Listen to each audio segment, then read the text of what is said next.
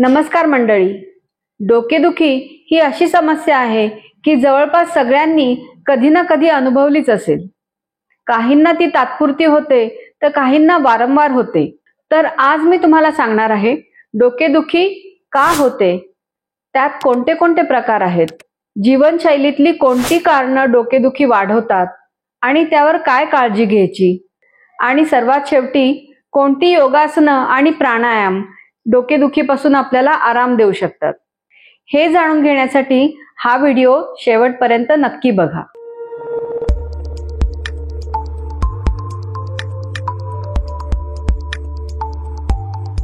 डोकेदुखी ही प्रत्यक्षात मेंदूला होत नाही, कारण मेंदूमध्ये पेन रिसेप्टर्स नसतात. पण डोक्यामधले स्नायू, रक्तवाहिन्या, नसा, कवटी, सायनस या भागामध्ये ताण, दाब किंवा जळजळ ही डोकेदुखीच्या स्वरूपात आपल्याला जाणवू लागते. आधुनिक जीवनशैलीतली काही मुख्य कारणं म्हणजे ताणतणाव, स्क्रीन समोर तासनतास बसणं, चुकीची बसण्याची पद्धत, अपुरी झोप, कमी पाणी पिणं, जेवण टाळणं किंवा जंक फूड जास्त खाणं ही आहेत. डोकेदुखी झाली की आपण लगेच पेन किलर्स घेतो. पण खरी गोष्ट अशी आहे की डोकेदुखीचे वेगवेगळे प्रकार आहेत आणि सगळ्या डोकेदुखीचं कारण एकसारखं नसतं आणि त्याचे उपायही वेगवेगळे आहेत. तर चला समजून घेऊया वेगवेगळी कारणं आणि वेगवेगळ्या प्रकारच्या डोकेदुखी. टेन्शन हेडेक, त्याची कारणं आहेत मानसिक ताण, स्क्रीनवरचं काम, झोपेचं अपुरं प्रमाण, मान आणि खांद्यांचे स्नायूंवरती ताण, कपाळाभोवती घट्ट पट्टा बांधल्यासारखं वाटतं, मान आणि डोक्याच्या मागे दाब जाणवतं. ही वेदना फार तीव्र नसते, थोडी बोथटच असते, पण दिवसभर ताण घेतल्यानंतर मात्र वाढते.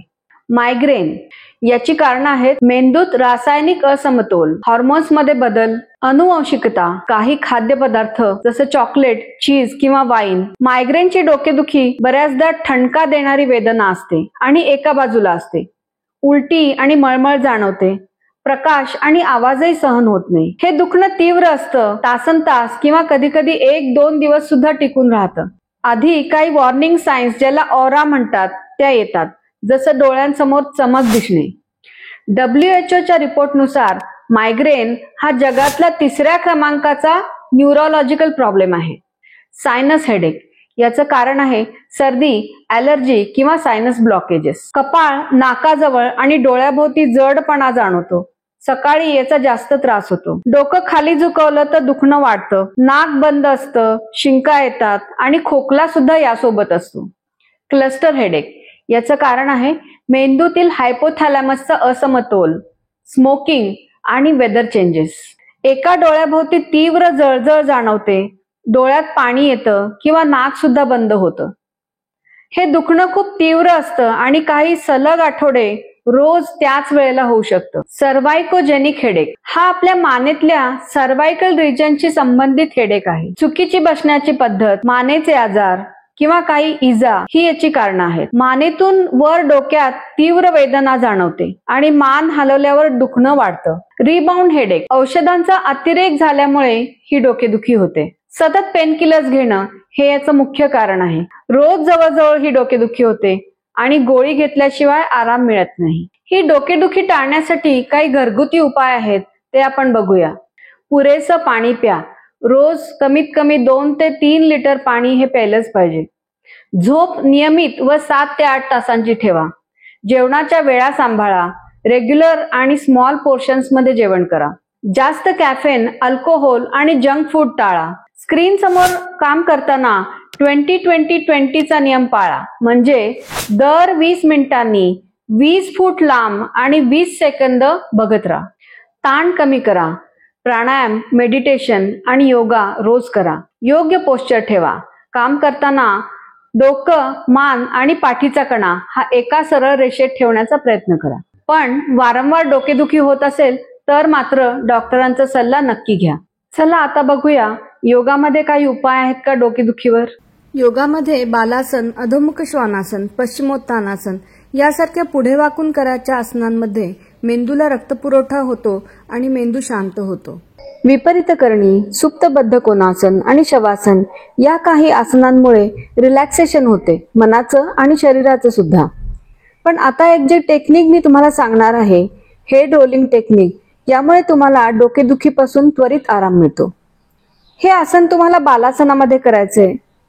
बालासनामध्ये बसून डोकं जमिनीवर टेकवायचंय आणि कपाळाला पुढे मागे असं हलकंच रोलिंग करायचंय, जसं काही आपण हळूवार मसाज देतोय. आता कपाळ एका बाजूनी दुसऱ्या बाजूकडे असं gentle side to side rolling पण आपल्याला करायचंय. या रोलिंगमुळे डोक्यातील आपला ताण हलका होतो, डोळ्यांचा थकवा कमी होतो आणि डोक्यातील रक्तप्रवाह सुद्धा सुधारतो. तुम्हाला हवा असल्यास कपाळाला छोटे छोटे गोलाकार रोटेशन पण तुम्ही देऊ शकता, क्लॉकवाईज आणि अँटी क्लॉकवाईज. यामुळे कपाळावर हलकीशी मॉलिश होते आणि डोकेदुखी हळूहळू शांत होते. या टेक्निक नंतर काही क्षण डोळे मिटून श्वासावर लक्ष द्या. तुम्हाला बरंच हलकं हलकं वाटेल. आता काही प्राणायाम बघूयात, जसं अनुलोम विलोम, भ्रामरी, शीतली आणि शीतकारी. हे प्राणायाम तुम्हाला इतर आसनांबरोबर रोज करायचे आहेत. अनुलोम विलोम किंवा नाडीशोधन प्राणायामामुळे मन शांत होतं, नर्वस सिस्टीम बॅलन्स होते. भ्रामरीमुळे ताण, चिडचिड आणि डोकेदुखी कमी होते, मेंदूला रिलॅक्सेशन मिळतं. शीतली आणि शीतकारी हे कूलिंग प्राणायाम स्नायूला रिलॅक्स करतात, मन शांत करतात, शरीरात थंडावा निर्माण करतात आणि डोकेदुखी कमी करायला नक्कीच मदत करतात. तर मित्रांनो, आता तुम्हाला माहिती आहे की डोकेदुखीचे वेगवेगळे प्रकार असतात, त्याची वेगवेगळी कारणं असतात आणि लक्षणंही वेगळी असतात.